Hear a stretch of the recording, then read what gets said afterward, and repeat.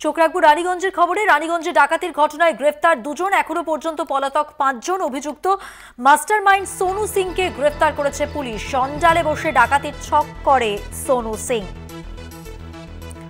এখনো পর্যন্ত কি আপডেট জানবো, আমাদের সঙ্গে টেলিফোন লাইনে রয়েছেন আমাদের প্রতিনিধি উৎপল পাতর। উৎপল, এই ঘটনায় দুজনকে গ্রেফতার করা হয়েছে, একজন সোনু সিং, আরেকজনের পরিচয় সম্পর্কে জানতে চাইবো। কি কি তথ্য এখনো পর্যন্ত পেল পুলিশ? দেখো মধুমন্তী, রানীগঞ্জে যে রবিবার যে ডাকাতি ঘটনা হয়েছিল সোনার দোকানে, সেই ঘটনায় 7 জন জড়িত ছিল বলে পুলিশ সূত্রে জানা গেছে। তারা প্রত্যেকেই যে বাইক নিয়ে 3টি বাইক নিয়ে এসেছিলেন এবং প্রত্যেকের কাছে হাতে অস্ত্র, আগ্নেয়াস্ত্র ছিল। তারা রানীগঞ্জে যখন শ্রীপুর ফাঁড়ি যখন ডাকাতি করতে যায়, শ্রীপুর ফাঁড়ির যে আইসি আছে তার সাথে গুলি বিনিময় হয় এবং সোনু সিং গুলিবিদ্ধ হয়। তারপর তারা সেখান থেকে পালিয়ে যায়। পালিয়ে যাওয়ার পর সুরজ কুমার সিং, যে তাকে ঝাড়খণ্ডের সরিয়া জঙ্গল থেকে সুরজ কুমার সিংকে গ্রেপ্তার করে পুলিশ। তার কাছ থেকে জানতে পারে এই সোনু সিং এর বিষয়ে।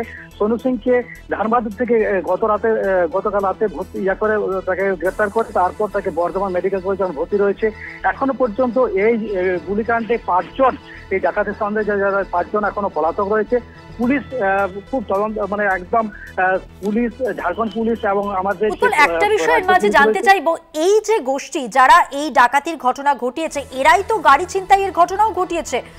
সব মিলিয়ে কোনো এই বিষয়ে জানা যাচ্ছে কি যে মধুমন্তী এরাই যখন ডাকাতি করে, তারপর আসানসোলের মহিজলাতে একজনকে, তিনি ফ্যামিলি নিয়ে যাচ্ছিলেন, তাকে তার স্ত্রীকে বাচ্চাকে নামিয়ে তার পায়ে, যখন গাড়ি যেতে চায় না তখন পায়ে করে গুলি করে এবং তার গাড়ি নিয়ে তারা পালিয়ে যায় ঝাড়খণ্ডে।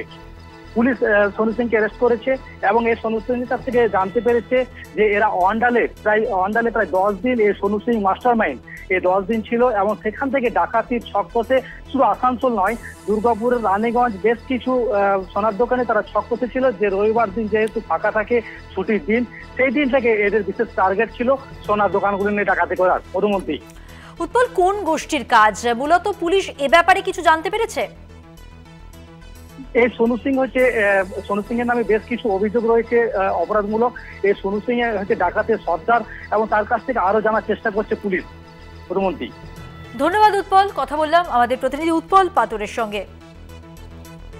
এখনো পর্যন্ত দুজনকে গ্রেফতার করা হয়েছে, তাদের মধ্যে অন্যতম হচ্ছে সোনু সিং। রানীগঞ্জে ডাকাতির ঘটনা, এখনো পর্যন্ত 5 জন অভিযুক্ত কিন্তু পলাতক। তবে মাস্টার মাইন্ড এই সোনু সিং, যাকে গ্রেফতার করেছে পুলিশ। অন্ডালে বসে ডাকাতির ছক কষেছিল সোনু সিং।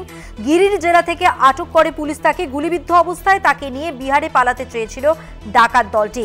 ধৃতের বাড়ি বিহারের গোপালগঞ্জে। ঝাড়খণ্ড হয়ে বিহারে গা ঢাকা দিতে চেয়েছিল, কিন্তু ধরা পড়ে যায়। একেবারে সিনেমার চিত্রনাট্যকেও হার মানায় যে ঘটনা ঘটেছে।